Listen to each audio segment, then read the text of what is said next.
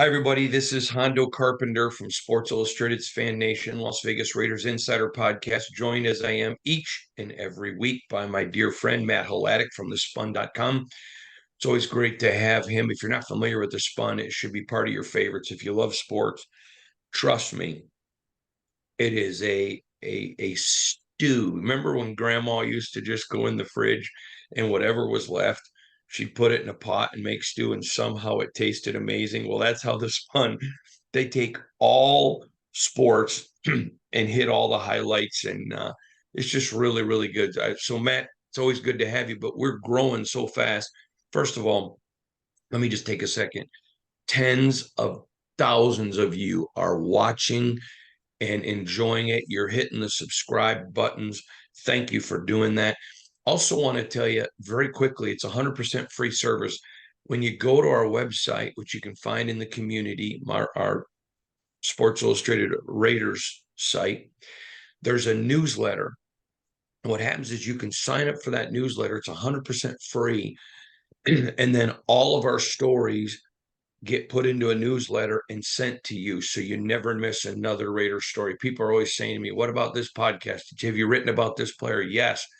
Get that newsletter. It's 100% free. There's no cost. We don't sell your information, but it allows you to, keep in track of not only all the stories, but the pods and everything else. So, Matt, good to see you. Let's just get right into it.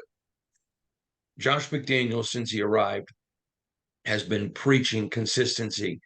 They did not get it last year. There's no secret. And it was not one person's fault. It was a combination of a lot of things. But since last season ended, there has been nothing but consistency.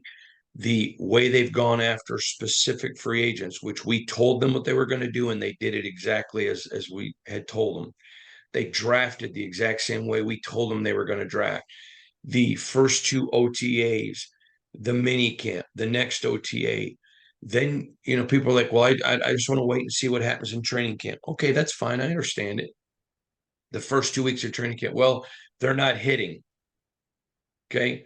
Then they start to hit and it still stays consistent. Then, well, we're going to wait and see for joint practices. And we did, which I think were significantly more impressive than the game. And the game was impressive with a 34-7 win. Then they go out, and again, each day, the first joint practice on Thursday, they dominated. No, they didn't dominate. They won. The second one they dominated. Then they go into the game, and it was abusive the way they beat San Francisco 34-7. Consistency is all that they can do. I know people keep reminding everybody it's only the preseason, but you still have to win every single day. Josh McDaniels, I asked him yesterday, he's finally getting what he wants. Your thoughts on yesterday's Raiders' dominant performance? Well, first of all, I have to say that it feels great to be talking actual football games with you again. Even if it's still preseason, it's still an amazing feeling. Um, I think when you're the Raiders, and again, listen, I know people understand that both teams did not play a lot of starters. It's the preseason opener. That's how it goes. Still, what you want to see from the guys that do play in that type of environment is what you saw, because who is playing in that game? Well, you got a rookie quarterback in Aiden O'Connell, and he looked great. He did everything that was asked of him. Again, was it his, it's preseason? Is it maybe more vanilla than what he'd see in the regular season? Sure. But he looked really comfortable out there in the field. He threw the ball well. His ball placement was excellent. Accuracy, he was really composed. So that was a great sign. Then you see some guys who are competing for roster spots, or if they have a roster spot, are competing to have bigger roles on the team this year. And I think some of those guys took steps forward yesterday, whether it was, someone like an Adam Butler who flashed a few times, or Sam Webb who had an interception, or Curtis Bolton, I think, had 7 or 8 tackles, guys like that. They have to make an impact in a game of that magnitude. Roderick Teamer, too, got a lot of reps on defense and played well on special teams. Those are the type of guys that needed to perform well yesterday, and they did. So I think if you're a Raider fan, you have to be happy with that performance. Of course, it's just the first preseason game. There's more to come, not just in August, but of course the regular season once September hits. But it's better than coming out yesterday and looking really flat and looking like guys didn't belong on the field. So, Mm-hmm. that's the thing that I say. Whenever anyone says, whenever there's a good, strong preseason performance, and someone says, "Well, it's just preseason," I say, "I understand that. You know, that's an important caveat, but it's better for fans. You have to feel better about your team and certain guys coming out and playing well in the preseason than if they had come out and just laid an egg." Yeah, I understand Raider Nation, and it's not all of them, but I understand their frustration. Their franchise has sold them the motto of just win, and they haven't. When they've gone, they had two coaches take them to playoffs, and they fired them both. And so I get it. I understand it. I'm not angry with them. I don't look down on them in the least bit. And without them, I don't have a job. They're precious.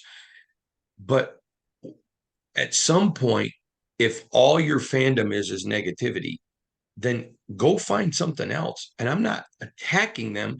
I hate to see people be miserable. And here's the whole deal. Let's go to Aiden O'Connell. San Francisco is considered by many to have one of the best defenses in the National Football League. Now, to have one of the best defenses, you can't just have the best starting 11 because people get hurt. You got to have the best, first and second string. There's got to be depth. There was still a lot of starters on that defense that played, not all, but a lot. And almost all of their second string played. It wasn't like Aiden O'Connell came in and went 15 of 18 with 117 QB rating, no interceptions and a touchdown in the third and fourth quarter against their third, fourth strings and guys that aren't going to make the team. I mean, he played 2.5, almost 3 quarters against all of them and didn't let up on any of them. He looked as good. And as the guys around him became second stringers, third stringers, fourth stringers, and a couple guys I saw that won't make the team, he still continued to play at that level. So to me, that those are all. Now, it wasn't a regular season. I don't think you make it a regular season, but it certainly is winning the next day and developing consistency. And Josh McDaniels says this all the time, that you to be a winner, you got to be consistent. How many times have you seen when Josh was with the Patriots, a Patriots loss and then they would come in the next week and just win? They just putting things behind you and literally tackling the next day. I think it's a great approach, and I think there's a lot of reasons to be excited. I want to talk to you specifically about a couple players. As you know, Aiden O'Connell, many thought would be a first-round draft pick if he'd come out as a junior. He decided to stay. That's his competitive nature. He had walked on at Purdue. He thought Purdue had a chance to get to the Big Ten championship, and they did. And even though, he didn't have the best guys around him, he didn't care about draft status. He is a competitor. He's a winner. Give me your thoughts on the grit you saw from Aiden O'Connell. Well, I think that that grit was on display, and I think not just the grit, but also just the composure, like I said, to be able to come out there and you're making your preseason debut and you're starting the game. And I don't care if you're starting week one of the regular season, if you're starting Super Bowl, if you're starting week one of the preseason. If it's your first career start in the NFL, you should be a little bit nervous or a little bit jittery, and he wasn't, at least not outwardly. He looked very comfortable. I thought that early on there were a couple of plays that I saw. First one I thought was the throw, maybe must have been the first or second drive of the game. The Trey Tucker coming over the middle. He hit a really nice window there for a big gain.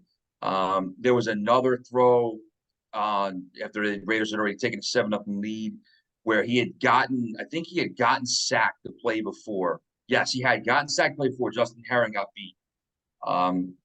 And he came out and they ran like a little bootleg type play, and a guy was in his face and he lobbed it over to the tight end Cole Fotheringham. Did I get his name right? Mm-hmm. So I know it's a long You did. name.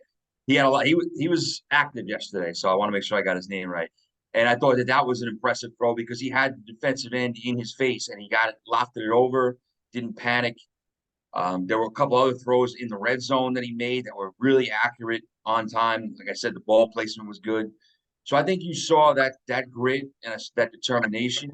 You saw some of the physical skills, and I think you saw a player who the moment of just making his NFL debut wasn't too big for him. He looked completely in control out there, and I think that is a great sign that you can build on because now you can say, okay, if we have to play this kid in the regular season, maybe he won't be. Obviously they'll modify the game plan. I'm sure if that happens, or they'll make sure they tailor it to him, but he won't be totally um, deer in the headlights type. Yeah, I agree with you 100%. All right, I want to talk about Cole Fotheringham because this is a guy, Austin Hooper, Michael Mayer set as tight ends. And so they're going to carry three. And so that third guy is going to have to be a special teams player. He's going to have to be able to do a lot. I thought Cole, pass receiving, looked amazing. Blocking, I mean, as good as his receiving was, his blocking was even better.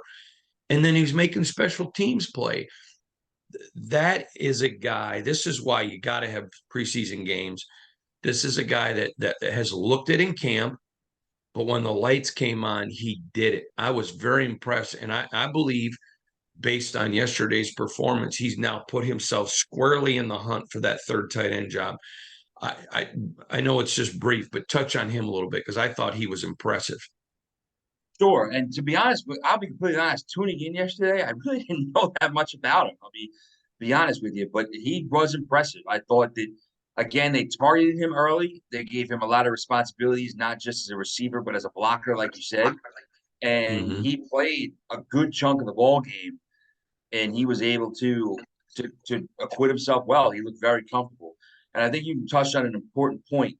When you are a third tight end, you need to listen. If you're a stud receiving tight end, you're either the starter or maybe you're the number two when they move you around and find different ways to use you. But if you're a third tight end on a roster, you've got to be versatile. You've got to be able to catch the pass here and there. You got to be able to be at least a little bit of a threat, but you've got to be able to block. You can't be the third tight end if you're coming into games or you're filling in for one of the second or first string guys that got injured and not be able to block. And he showed he Mm-hmm. could block yesterday. And obviously, like you said, being able to play on special teams is a bonus because anytime you can do that as a backup player, it enhances your chances of making a roster. So again, Austin Hooper, Michael Mayer, they're locked in. They're going to play huge roles this year as long as they're healthy on offense. But this kid, I think, gave himself a chance to either win the third tight end spot or if he doesn't make the roster, they're going to want to keep him around. Hopefully, he's on their practice squad or somebody they can develop. Well, he keeps playing like that. Unless they're willing to keep one of those precious secured spots, somebody's going to pick him up and put him on the 53. All right, I Mm-hmm. want to turn attention because we go to La La Land this week. The joint practices on Wednesday and Thursday, the game on Saturday. We'll be down there with doing all of our broadcasting and writing and everything from down there. I wanted to say or ask you, coming into this week, the general consensus was that San Francisco was a significantly better team than the Rams. And I still believe that, by the way. And so to me, if you're the Raiders, the big thing here is, okay, mini camps and OTAs went good. Training camp's gone well. Games, the joint practices went well. The game went well. Now you got to go down there and continue to develop consistency, not rest on your good press, not take a break because hey, we're in Los Angeles and hey, we just whooped up on San Francisco. To me, this is the importance of developing the Josh McDaniels mindset. Okay, great. You had a great week. You've had a great offseason, but you got to put that behind you because here's another week in LA. And if they go down there and show up like San Francisco did, they're going to get embarrassed. And I just think this week, the next week in Dallas is irrelevant. The game is irrelevant. There may be one guy or possibly two that get a job out of it, but it's an irrelevant game. Most of the team's going to stay home. this is the biggest week of the preseason for the Raiders. Your thoughts on that analysis? I agree. I think you're starting to see around the league the second preseason game is where a lot of teams treat it the way the third preseason game used to be treated when there were four for everybody. And I think it's all about building. And I think it's all about kind of maintaining that consistency, like you said.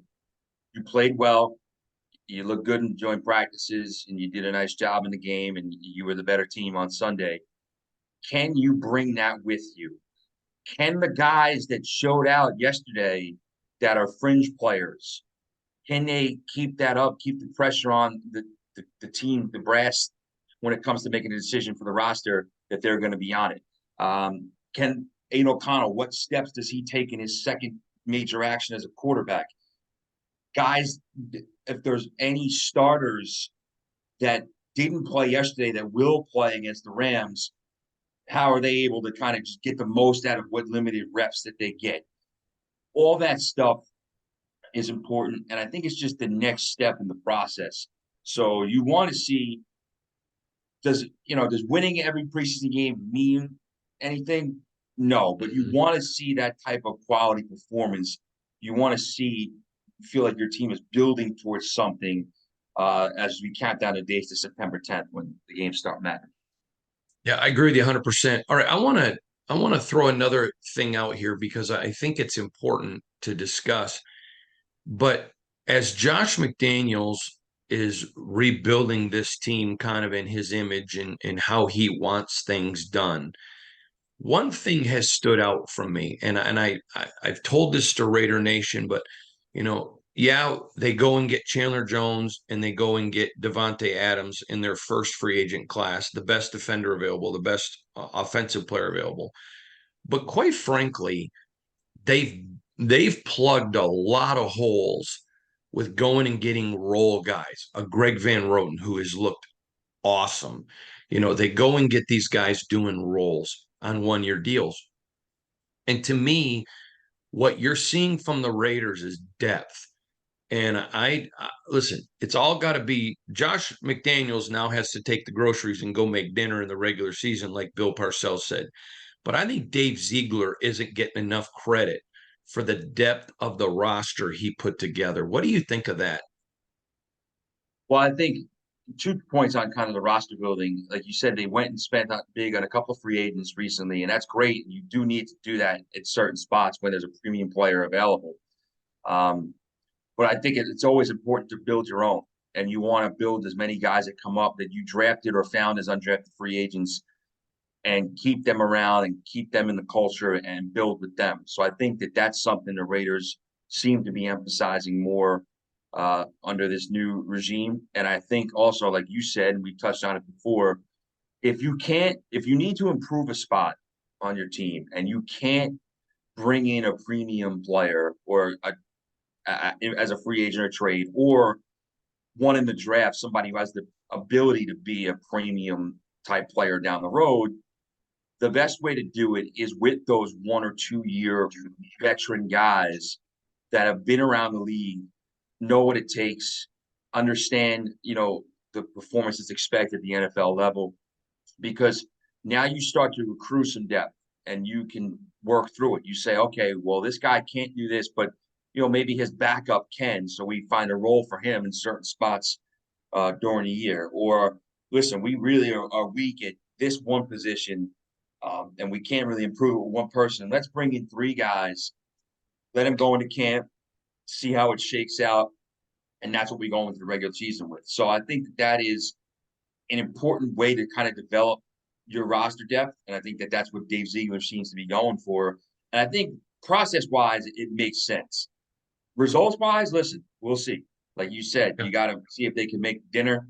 And I know that the NFL, at the end of the day, is a results-based league, and for fans, it's a results-based league. You want to see wins.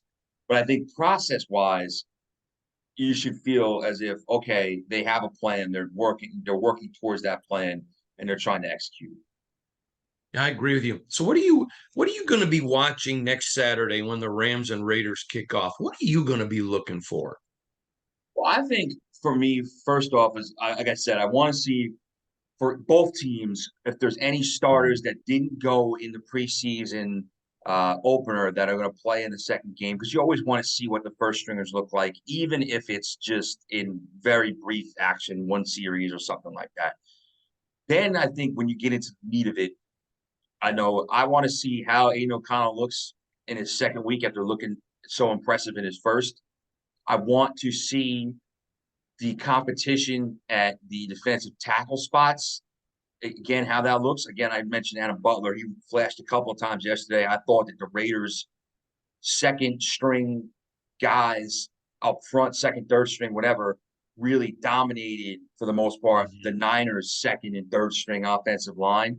I think John Jenkins also had a sack. Neil Farrell had a big stop on fourth down in the second half. So those guys, how do the people that are competing for positions and competing for roles, how do they handle it? And what will be a really big test, because the second game is the most important. And I think just overall, like you said, the consistency, not necessarily did it have to win the game, but is, when the majority of guys out on the field are guys that are going to make the 53-man rosters in some form or another, how do the Raiders look? How do they perform? How do they look like they prepared for the game? I think that's what I'll be focused on when I tune in next weekend.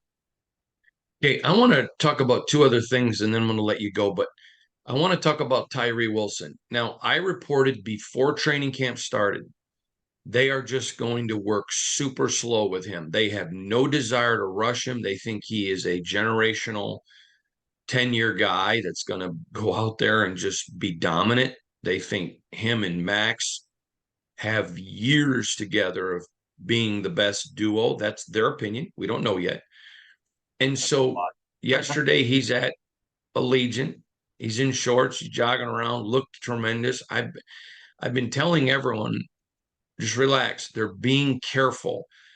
They don't need him to start week one in Denver. He's going to get reps and work himself in. But for right now, if as good as they believe that he is, relax. Just let the kid. And I like what they're doing with that. I know fans want to see him, and I don't blame them. But I like the way the Raiders are thinking long term and just being overly cautious. Your thoughts? Right. I think I totally understand where fans are a little anxious because you want to see the team's first round pick, top 10 pick.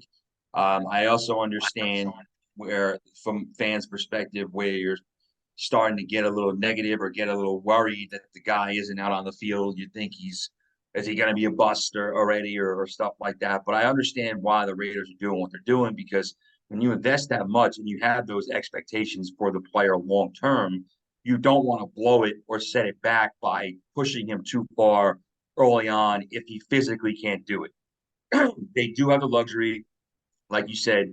And honestly, I think, and you could correct me if I'm wrong, I think if he had been healthy to start training camp, was good to go, there's a good chance he might not have been starting or playing a huge role week one to begin with. They might have been working him in because they obviously Max Crosby sit at one spot and they still have Chandler Jones at the other. So they didn't need him to come in and play 75, 80% of the snaps and be dominant right away. So I think that you kind of have to trust the process here. If it lingers into the regular season, or if he comes back, comes and plays in regular season and gets hurt again, then I think fans have a right not necessarily to write him off totally as a player, but to be disappointed, upset, be concerned, because now you're losing a year of development, potentially a rookie season, not just a month of training camp and going slow in the regular season. But if that happens, then you're losing. He's not getting regular season reps. He's not getting practice reps during the regular season. Then I think it would be time to be concerned. All right. Then I'm the one that reported is right after practice, after Devontae got injured on Friday, that he's fine. They're not going to let him do any more of the joint practices. He wasn't going to play any preseason games, but there'll be no more joint practices for him. They're just going to put him in a case and say, okay, you sit there till the regular season start. He's still going to be able to get reps with Jimmy and all that. He's just not going to be a participant in the physical parts of all that. They're just There's no need to. He's the best receiver in the game. He's a future Hall of Famer. He don't need any more. I like the cautiousness there. Why take a chance of getting him hurt? I think it's smart. I think it's wise. Your thoughts on it? Sure, it makes sense. You got a guy who I think it's his 10th season. You know what you're getting from him. He's, one of the best, if not the best in the league in his position still. It's not that you have to see him prove himself. Mhm. He's not going to be, wouldn't really be getting game reps with Jimmy Garoppolo anyway if the Raiders are going to be understandably cautious with him during the preseason in terms of game reps. So it's not like you have to worry about him getting game reps with the starting quarterback. He's going to be ready to go week one. There's no doubt about it. He knows what it takes to be ready. He knows that you're going to get a potentially dominant performance from him when he goes out there during the regular season, and maintaining his health and making sure he's 100% or as close to 100% as possible is paramount, because without him, then the offense takes a major hit because they do have some other receivers that are quality, but no guy who is the alpha that just commands the attention he does and is the reliable number one target that he is. Totally agree.